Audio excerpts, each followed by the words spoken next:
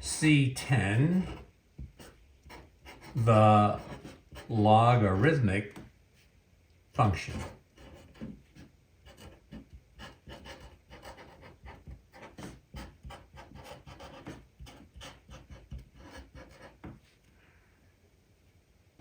Let's look at the natural logarithm here.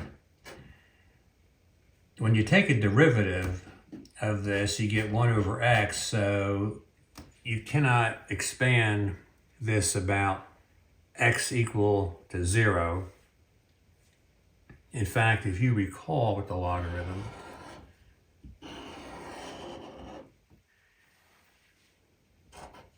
we have here natural log of x and x. When x is equal to 1, the logarithm is 0. Then as the value of x increases, the logarithm increases somewhat like this. And on the other side, the logarithm goes like this. So there's going to be problems when x is equal to 0. An easy way to see that this is your graph of the natural logarithm of x is to consider the inverse. So in order to understand y is natural log of x, we're going to look at the inverse, y equals e to the x. That's this red one here. So when x is 0, e to the 0th power is 1. So if x is 0, the red graph shows a 1. See? If you have 1 for x, then e to the first power is e. So here's x equal to 1, and e to the first power is e, which is 2.72. Now, if you square that, put in x is 2, you get here something over 7. All right? If you take 2.72 and square it. And if you have x to be here as negative, remember e to the negative 1 is 1 over e. So 1 over e, if you take 1 over 2.7, close to like 1/3, and this is like 1/3 of the way up to 1. Very, very nice. Now, a trick to see the inverse function is you want to swap x and y. Well, we can do that by reflecting as if from a mirror about the y equals x line. So reflecting gets you the blue line, which is the inverse function. Let's check this inverse idea. If x is 0, the red curve gives 1. But if we go backwards, find 1 on the blue curve, answer is 0. What about when x is 1 here, we got the 2.72. Well, if we go to the 2.72 here, 2.72 is here, it's 1. And when we had x is 2, we got something a little over 7. So if we go over 7 here, we go backwards, we get 2. Isn't that nice how that works? Now the power series for e to the x, which we worked out, works for all values of x. And you might say, well, you're going to infinity here. Yes, but you are going to infinity here, but you're really never going to get there. If you keep going to the right and stop, you'll be at some finite value. While here, when you shoot to minus infinity here, you get there easily at x equals 0. I mean, we can get that. I mean, you can get to x equals 0 easily until we are in trouble. We are in big trouble. So just notice that this is reflecting off of this green line to get us the inverse function. So this part here corresponds to this part, and then this part down here would correspond to that part. It's sort of an easy way to understand the natural log of x as the inverse function of e to the x. So what we're going to do, we're going to expand about x equal 1. And now we go to the Taylor series expansion. F of x would be f of a in general, where we're going to let a to be 1. And then we add the first derivative of the function evaluated at a, and that's going to be then multiplied by x minus a. And then here we'll have the second derivative. I kind of like to do 2 slashes when it's the second derivative. And this would be over 2 factorial, and this is x minus a squared. But then when I get to the third derivative, I'm going to definitely do the 3 with the parentheses. Over 3 factorial, x minus a cubed, and so on. So our function is the natural logarithm of x, and we're going to make a table like we did earlier. Okay, so the 0th derivative would simply be the log of x. The first derivative, 1 over x. Take the derivative of this, you would get minus 1 over x squared. And then the derivative here would be, you can think of this as looking at this kind of a derivative here. The minus 2 comes down, which will kill that minus sign there. And you'll have here 2 over x cubed. Then for this one, the negative 3 comes down. We'll have negative 3 factorial over x to the 4th. And then for 5, we bring the 4 down with the negative sign. That'll be 4 factorial over x to the 5th. And the next one would be negative 5 factorial over x to the 6th. So we evaluate when x is equal to 1. So the logarithm, see, when you put in 1, you're going to get 0. And if you put in 1 here, you're going to have 1.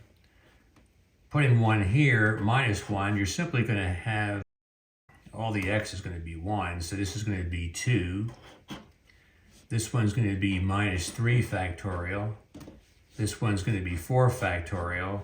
And then a minus 5 factorial. Now we could put a factorial there. And then the last thing I want to do is the nth term in the series.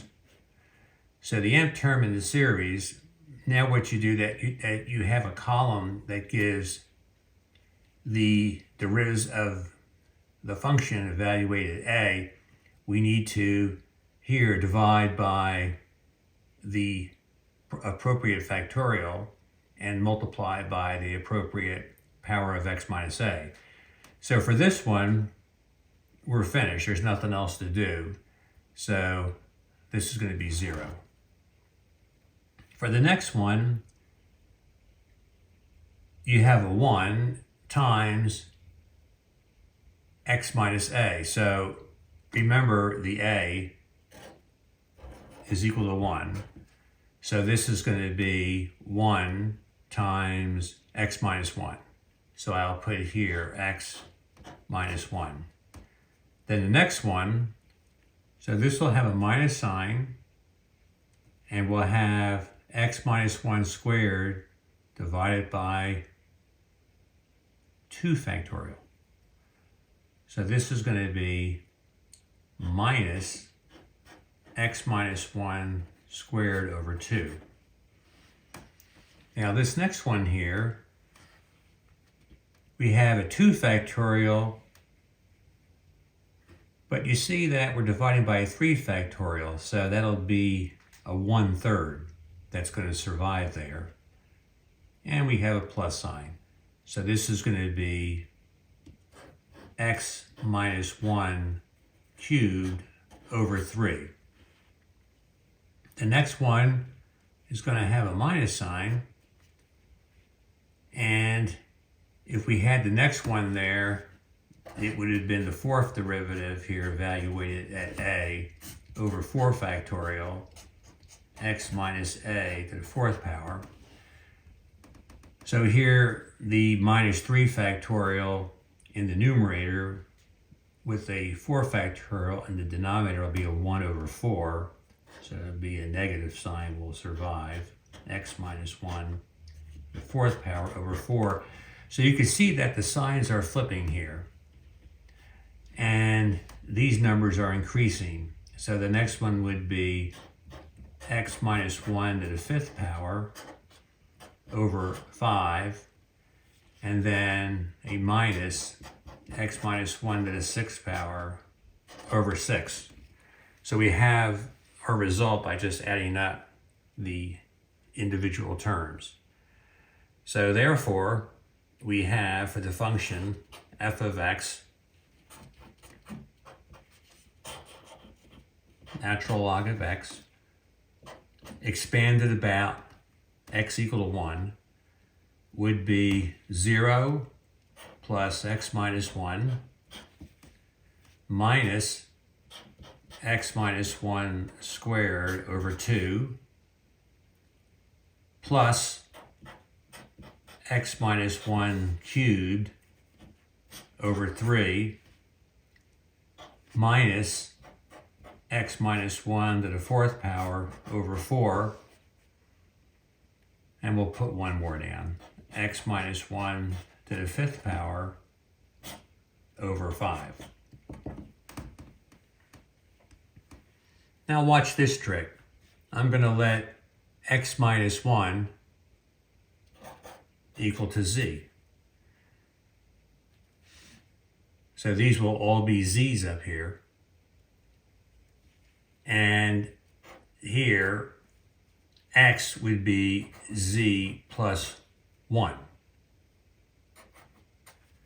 So I'm going to write here another function. This is going to be, and I'm just going to call this x again. X plus 1 is going to equal to here x minus x squared over 2 plus x cubed over 3 minus x to the fourth over 4 plus x to the fifth power over 5. Now the reason why I'm doing this is I'm trying to derive a formula that we're going to be needing later in our course. So what the next step is, I'm going to write the natural log of minus x plus 1. And when I do that, I'll have a minus x here. When you square, you'll get the same thing because the minus sign will go away. By letting x go to minus x, we'll have an odd number of negative ones. So this would be negative x cubed over 3. This will be an even amount, but there is a minus sign there, so there's still a minus sign. And here, there would be an odd number of minus signs. So this is again a minus sign. Now this is very, very interesting. We have minus signs everywhere. For the first one, we have alternating signs. Now this is the same as writing log of 1 minus x. And this one here is the same as reflipping the 1 and the x like this. So I'm going to subtract this lower one from the top one. And that's going to get me log with the 1 plus x, the top one, minus the bottom one here, which is the log 1 minus x. And now I'm going to look at these terms. You can see that the even terms here are going to cancel. This is going to go away, these two. Let's skip the one for now. These are the same, so they go. And when you subtract the minus x from the x, you get 2 x's. Subtract this from there, I'll have 2 of them. So that's going to get me 2x plus 2x cubed over 3 plus 2x5 over 5, like this. Now with the logarithm, if you have the logarithm of something, like you have the logarithm, say, of a, and you subtract the logarithm of b, you get the logarithm of a divided by b. So this is going to be the logarithm here of 1 plus x over 1 minus x is going to equal this. So I'm going to take 1/2 because I have all these 2's there. And if I do that, I'll have 1/2 of the natural log of 1 plus x over 1 minus x is equal to x plus x cubed over 3 plus x to the 5th power over 5, and etc. This is an interesting formula. And this function I will need later in our course. It'll be important for us to have this, and I want it derived so that when we get to this, we can simply use it later.